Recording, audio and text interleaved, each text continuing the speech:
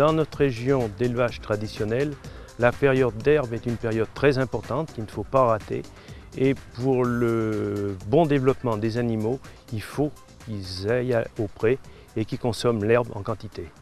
Mais pour ce qui est de l'hivernage, le maïs est vraiment la plante idéale. Si on devait comparer le maïs fourrage, enfin l'ensilage maïs, il faudrait le comparer à de l'ensilage d'herbe. L'ensilage d'herbe apportera plus de protéines aux animaux, mais pas assez d'énergie. Or, dans les phases critiques de mon élevage, donc période de sevrage, période d'alimentation des reproducteurs ou d'alimentation des vaches nourrices, le plus gros déficit est l'énergie. Et il faut trouver une source d'énergie qui soit à un prix abordable et disponible sur l'exploitation.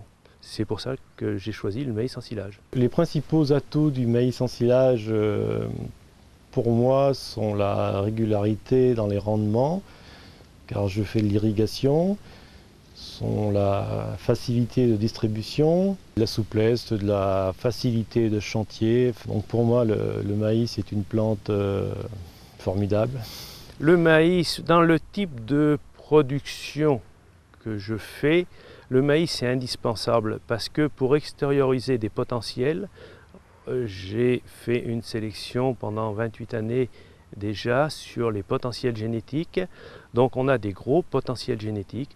Pour pouvoir l'extérioriser, il nous faut une alimentation qui soit riche, notamment en énergie. Et seul le maïs peut y arriver.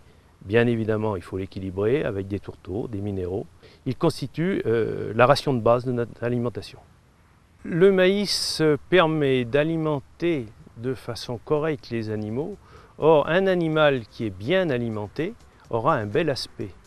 Et notamment pour toute la partie reproduction, l'aspect de l'animal est très important. Un acheteur vient, lorsqu'il regarde un animal, il se projette dans le futur et il espère avoir les mêmes chez lui. Donc il faut trouver une alimentation qui permet à l'animal d'être le plus beau possible. Et le maïs en ça favorise l'aspect extérieur.